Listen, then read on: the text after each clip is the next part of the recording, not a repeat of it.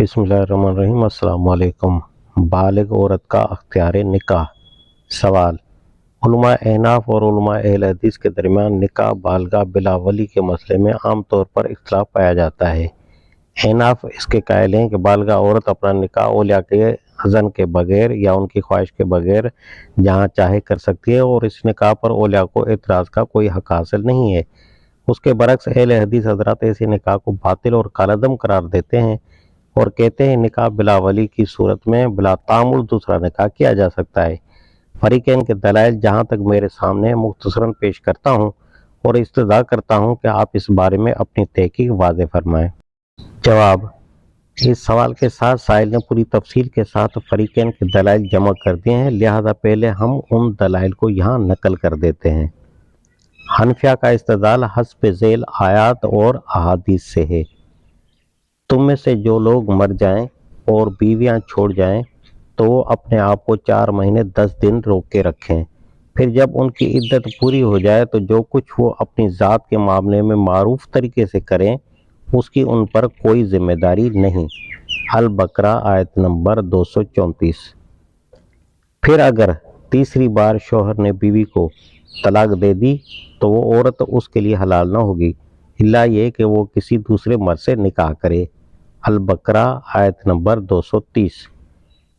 फिर तुम उन औरतों को उससे मत रोको कि वो अपने ज़ेर तजवीज़ शोरों से निकाह कर लें जबकि वो भले तरीके से बाहम रजामंद हो जाए।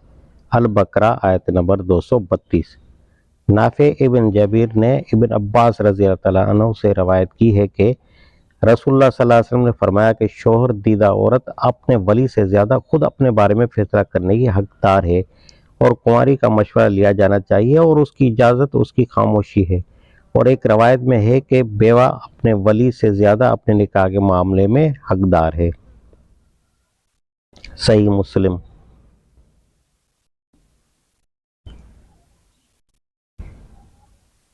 अबी सलमा बिन अब्दुर्रहमान से रवायत है कि एक औरत रसूलुल्लाह सल्लल्लाहु अलैहि वसल्लम की खिदमत में हाज़िर हुई और कहा कि मेरे बाप ने मेरा निकाह एक मर्द से कर दिया है और मैं उसे नापसंद करती हूँ। आपने बाप से फरमाया कि निकाह का अख्तियार तुम्हें नहीं है और लड़की से फरमाया कि जाओ जिससे तुम्हारा जी चाहे निकाह कर लो। मालिक ने अब्दुर्रहमान से, उन्होंने अपने बाप से और उन्होंने हज़रत आयशा रज़ी अल्लाह तआला अन्हा से रवायत की है कि उन्होंने हफ्सा बिन्त अब्दुर्रहमान का मंजर इब्न ज़ुबैर से निकाह कर दिया। उस वक्त अब्दुर्रहमान शाम में थे। जब वो वापस आए तो कहने लगे कि क्या मेरी राय को नज़रअंदाज किया जा सकता है। तब हज़रत आयशा रज़ी अल्लाह तआला अन्हा ने मंजर इब्न ज़ुबैर से बात की। उन्होंने कहा कि फैसला अब्दुर्रहमान के हाथ में है। उस पर अब्दुर्रहमान ने हज़रत आयशा से कहा कि जिस मामले को आपने तय कर दिया है मैं उसकी तरतीब नहीं करना चाहता। चुनाचे हफ्सा मंजर के पास ही रहीं और ये तलाक न थी। अबू दाऊद और निसाई ने इब्न अब्बास रज़ी अल्लाह तआला अन्हु से रवायत की है कि रसूलुल्लाह सल्लल्लाहु अलैहि वसल्लम ने फरमाया शौहर दीदा औरत पर वली को कुछ अख्तियार हासिल नहीं है। निसाई और अहमद ने हज़रत आयशा रज़ी अल्लाह तआला अन्हा से रवायत की है कि एक लड़की नबी करीम सल्लल्लाहु अलैहि वसल्लम की खिदमत में हाजिर हुई और कहने लगी, अल्लाह के रसूल, मेरे बाप ने अपने भतीजे के साथ मेरा ब्याह सिर्फ इसलिए कर दिया है कि मेरे ज़रिए से उसे ज़िल्लत से निकाले। आप सल्लल्लाहु अलैहि वसल्लम ने निकाह की तनसीख व इस्तकरार का हक लड़कियों को दे दिया। लड़की ने कहा कि मेरे वालिद ने जो कुछ किया है मैं उसे जायज़ करार देती हूँ। मेरी ख्वाहिश सिर्फ ये थी कि औरतें जान लें कि बापों को कोई अख्तियार हासिल नहीं है। अहले हदीस हजरात अपनी तायद में मंदरजा झेल अहादीस पेश करते हैं।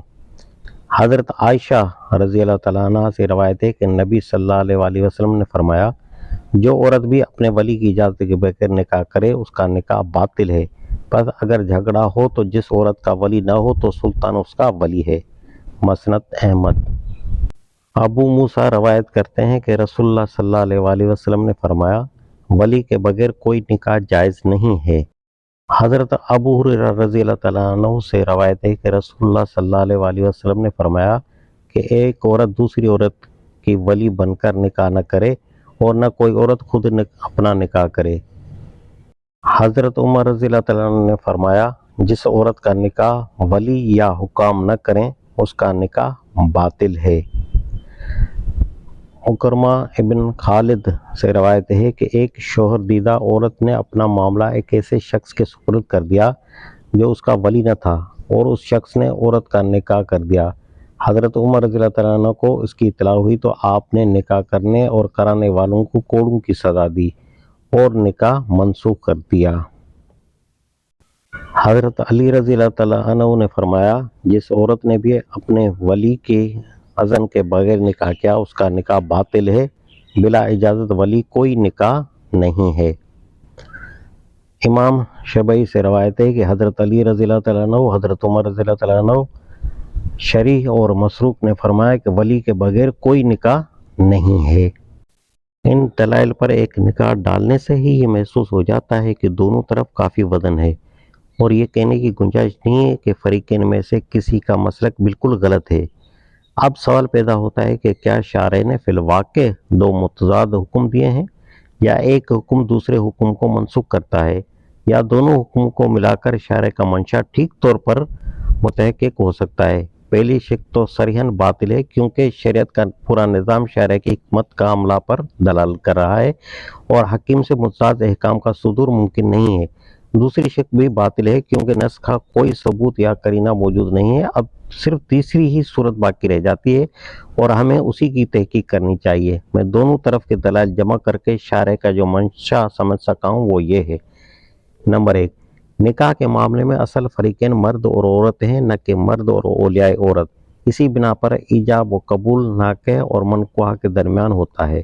نمبر 2، بالغہ عورت باکرہ ہو یا ثیبہ کا نکاح اس کی رضامندی کے بغیر یا اس کی مرضی کے خلاف منعقد نہیں ہو سکتا، خواہ نکاح کرنے والا باپ ہی کیوں نہ ہو۔ جس نکاح میں عورت کی طرف سے رضا نہ ہو اس میں سرے سے ایجاب ہی موجود نہیں ہوتا کہ ایسا نکاح منعقد ہو سکے۔